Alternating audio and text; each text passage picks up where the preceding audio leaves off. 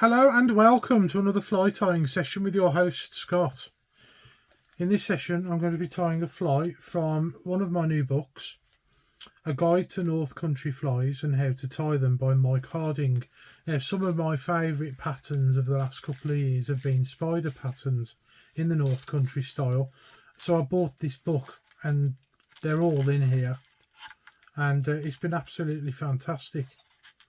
Now, this particular pattern is called Old Master, or the Old Master, and that's what it looks like there when it's done. And it's tied on a size 14 to 16, so it's quite a small fly, so it's tied to represent anything small and grey basically. And it's quite special in that it uses a couple of weird materials that you might not be able to get hold of, but if you've got some then great. But I'm going to have to use a substitute for one of them. So in the vise I've got a size 14 B405. You can use any wet fly hook that you like really. Those are the hooks I bought thinking they were wet fly hooks, and I've got loads of them, so we're going to have to use those. But they're a good all-round hook actually. You can use them for dry flies as well. They're a nice light gauge wire. For the body, I'm going to be using Unithread in grey 80. The original material was a Pearsall Silk grey 9D, I think it was. That's quite difficult to get hold of these days. Any of the Pearsall Silks for fly tying are extremely difficult to get hold of. For the rib, which is another unusual material, the original pattern calls for Heron Herl.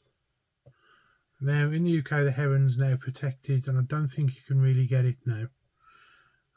So I'm going to be using Canada Goose secondaries, and we're going to be using a couple of the fibres from there, basically. That one seems to have prepared itself. I must have already cut that one. They're quite short and they're quite brittle, so you need to be careful with them. And for the hackle, we're going to be using woodcock. This is a piece of woodcock I've preserved myself. So we shall now get started. So I'm going to come in at the eye and lay down some thread. I'm going to take it to about there. Now, some spiders have got short bodies and some spiders haven't. It's personal preference really. I like to use as much of the hook as possible when I'm tying my patterns. I don't see the point in tying a small pattern on a big hook, if you know what I mean. You might as well try and use as much of the hook as possible. And then we're going to tie in the goose herl. I'm going to go in at the thick end first, I think, because it's quite brittle. And then we're going to tidy up.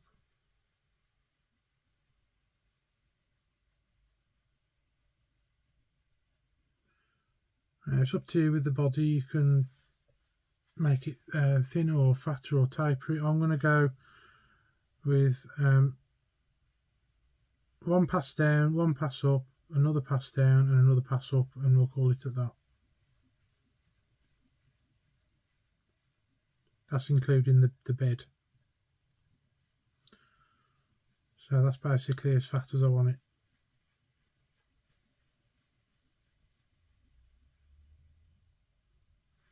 And then we're going to wind the rib, hopefully without breaking the feather.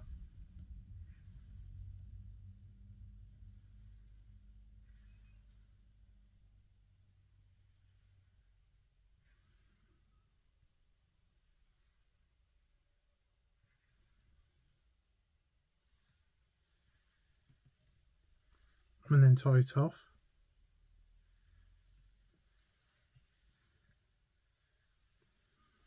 Okay, you can see why I chose this pattern now. It's an interesting effect, that is. I've never really done that before.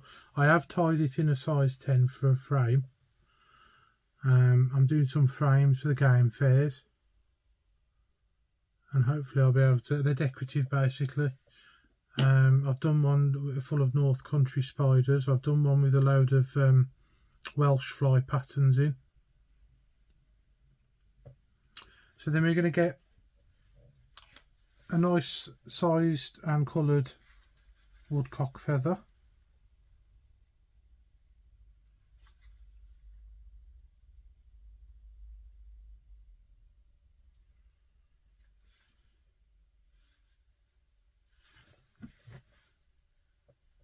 And prepare that for tying in. Get rid of the fluff, so we're just left with that basically. And we're going to find our point.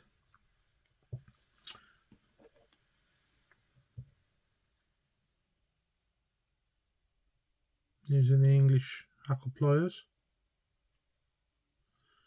Push the fibres back.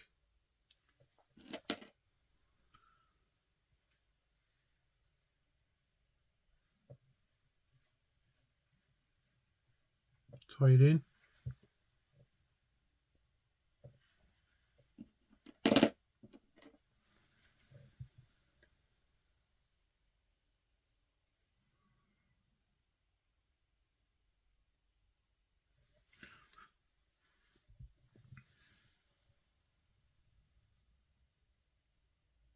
And trim away the excess.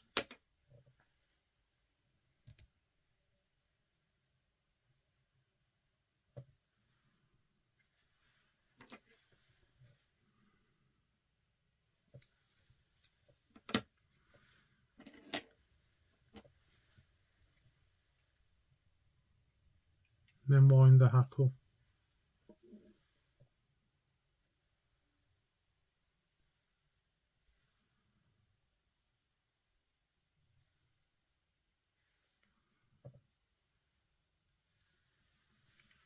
And we want to tie it off.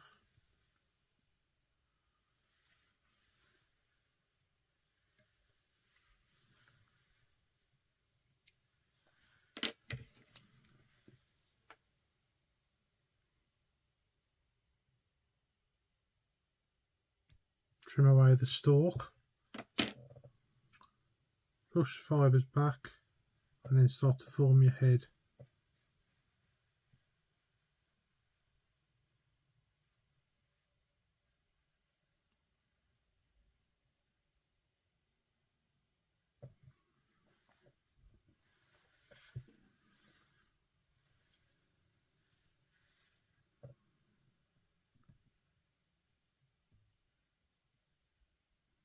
Bit finish.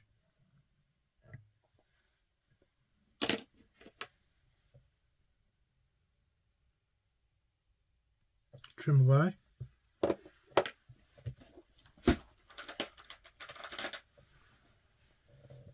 And get a brush.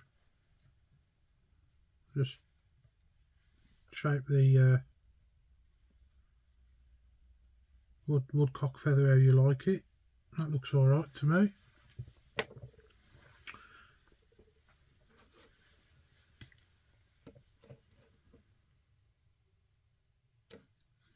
And varnish to finish.